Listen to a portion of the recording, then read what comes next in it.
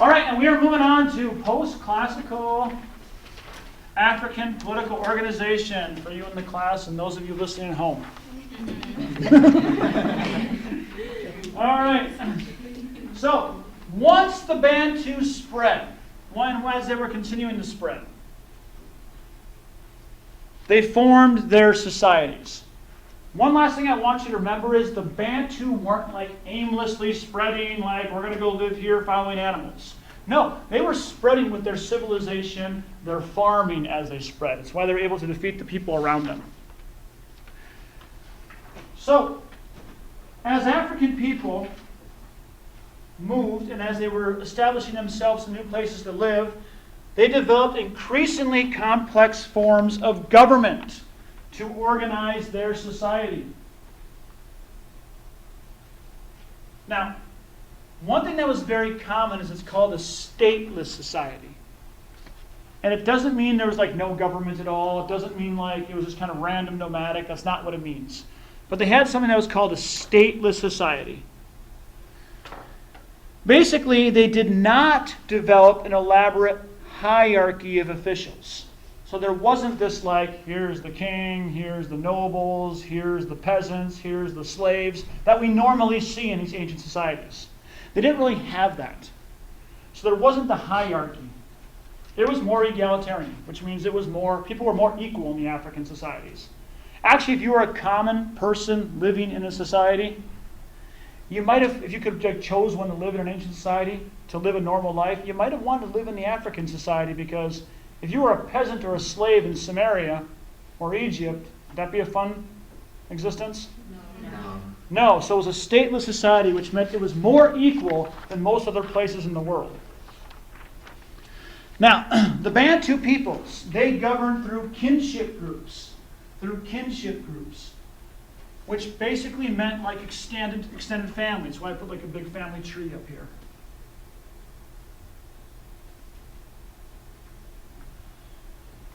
Mostly, almost always, the males were head of the family, and they made up a village ruling council. So the males would have a village ruling council. The most dominant males often became the chiefs and represented the village when they were dealing with neighbors. So if there was any dispute with a neighboring village, if there was anything to talk about trade with a neighboring village, the males would like represent the village, the most dominant like chief male. So it'd be like the alpha? Yeah, kind of. A little bit, yeah. You can kind of compare it to pack a little bit. But I mean, it was basically like, it would have to be like a family that was a pretty strong family. You would have kind of like a council of those chiefs, and they'd probably send one or two of them to go. And again, it'd probably be like an elder male. So it'd probably be like a father, a grandfather of the family, of a strong family, with all the cousins and everything. There'd be those different groups in a village. So think of a village basically consisting of dominant family groups. A village might have like 10, 15 dominant family groups living in it. All right, for the groups of villages, there wasn't a chief for a district. So you didn't have like, here's the chief of the whole big land. It was kind of like village by village by village. The villages ruled each other. And they would talk and they would negotiate occasionally, but there was no one really in charge of like a large piece of land. But, I mean, this works. This works really well. It works for a long time. But then the population starts growing. And as populations grow, you start to have a need for like a larger government to come in. The stateless society slowly goes away. So what happens is the conflicts become, the villages and districts become more intense. The fighting becomes more intense. People are getting along, but once land becomes a little more scarce for farming, you start to have a little fighting. Maybe there was like land in between villages. Now who gets that land? Becomes these kind of common things that become disputes. So this causes the communities to make military forces. And in turn, you develop a formal structure of government. This is where you see a formal structure of government coming in from you develop a permanent military. Instead of having just farmers who fight when they have to, you now develop a military that has to exist. And what happens is most of these lands, eventually you had like all these like villages that were kind of like spotted along, that they might talk and trade, and now we start seeing a district come in with a chief being in charge. Does that make sense? So before it was kind of egalitarian, now we're starting to see like a dominant person will rise up and take power over the whole thing. This is actually pretty common for how a lot of societies develop. Some chiefs conquer their neighbors and form small kingdoms. What's amazing is these kingdoms don't really form until about the year 1000. So this stateless society that the Bantu migrations had actually existed for a very long time. I mean, they start about 1500 BC, and they're able to keep that going all the way to 1000. Now, I don't know, what's better? Having like a big state structure with military, with people in charge, people below them, or having more small villages and everybody being kind of equal? And we can judge which one's better. I don't know which one's better or not. But they're able to keep this society going, a stateless society, for about 2,500 years. So, the Ife and the Benin were both city-states in which the court and urban residents control the surrounding countryside. So the Benin and the Ife are both like these groups eventually that form these stronger city-states and able to take over land around them. And after 1000 CE, the population pressures and military challenge basically caused kinship groups to form, especially in the Congo region. And the Congo region we're talking about is right around here in Africa. So the Congo region is right around this part of Africa. You could call it maybe like, not quite southern Africa, but it's kind of like western Africa. The Congo region starts forming because the population grows and they need more structure there. And what we see is by 1200, we see the rise of a kingdom, and eventually the Kingdom of Congo comes into a place. So the Kingdom of Congo comes into place. It's sometimes spelled with a K, sometimes spelled with a C. Congo's government. It has a central government of kings and officials who oversee the judges, oversee the military, oversee the finances of trade. There are 6 provinces, or kind of like 6 states inside the Congo government that are administered by governors. You kind of have like the guy on top, the head, then you have the governors underneath them. You have a central government maintained by a royal currency based on cowrie shells. These are actually seashells from the ocean.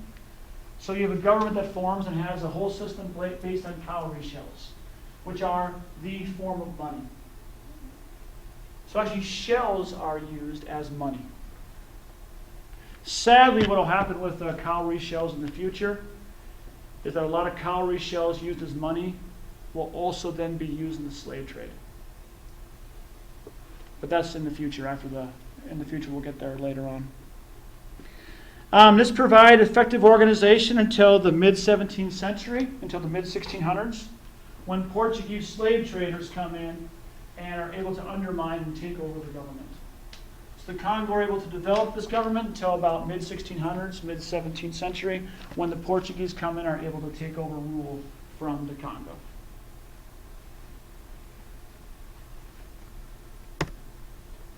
All right, we're going to keep moving ahead. Let's talk about West African Islamic kingdoms. West African Islamic kingdoms. All right, so now we're going to go back in time a little bit. So we have Congo is down here in southern Africa.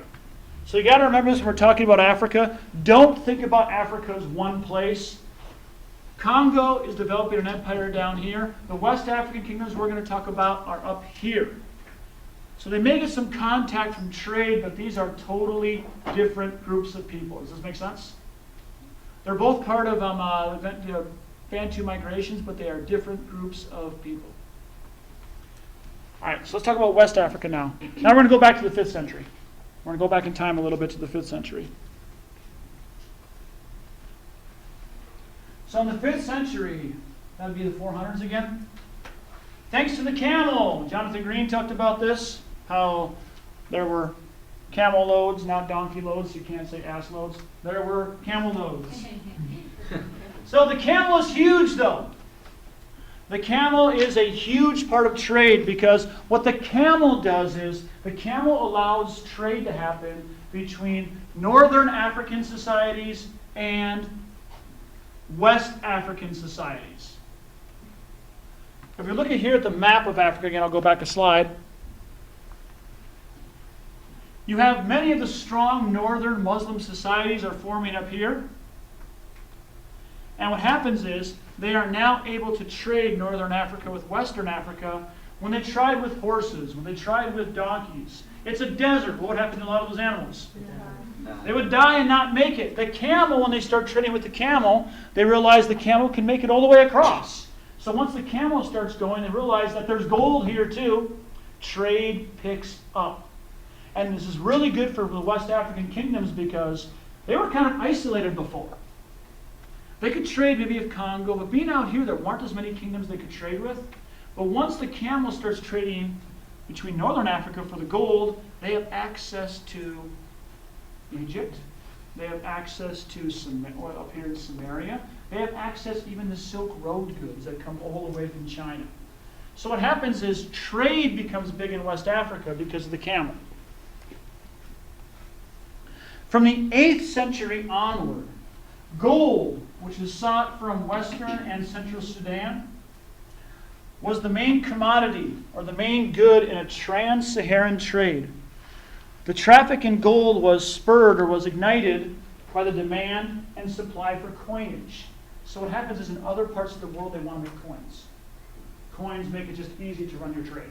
When you have gold coins, you can trade for coins.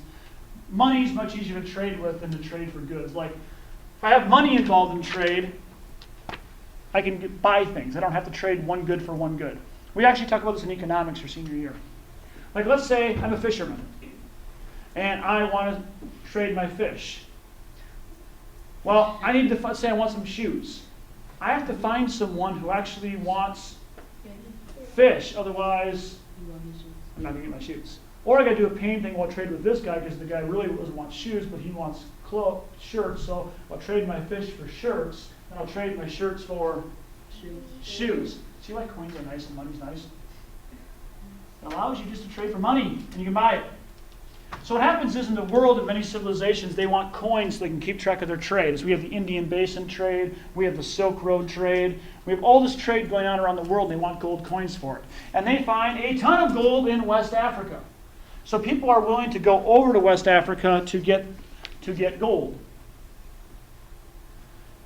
So this is the rise of the Soninke Empire of Ghana. The Soninke. The people are actually called the Soninke. So often you even hear it referred to not as the Ghana Empire, but the Soninke Empire. So the Soninke Empire rises because of this trans-Saharan trade. And from the 7th to the 11th century, the trans-Saharan trade is linked to the Mediterranean economies that demanded gold. The Mediterranean economies, again, we talked about Northern Africa. We talked about even Arabia, the Muslim societies, the Umayyad dynasty, the Abbasid dynasty, which we learned about, now have a trade with Western Africa. And gold's abundant. And as our video talked about, gold was actually traded for salt. Gold was traded for salt. And at one time, the same amount of salt bought you the same amount of gold. However, again, salt was vital for life. There was no refrigeration in the ancient world. Could you keep meat fresh? No, it would go bad. So there's no refrigeration in the ancient world, so meat would go bad. So salt would do what to meat? Preserve it, keep it fresh, and keep it for a long time. And salt's also necessary because you need it for your body. So salt and gold were even, and so they traded their gold often for salt, which were, at that time, worth about the same. So the Ghana kingdom begins around, we have all kinds of years on this, somewhere between the year 800 and the year 1000. About the year 1000 is we know when Ghana gets strong. So about the year 1000 you can put for when Ghana is an empire, once a strong empire.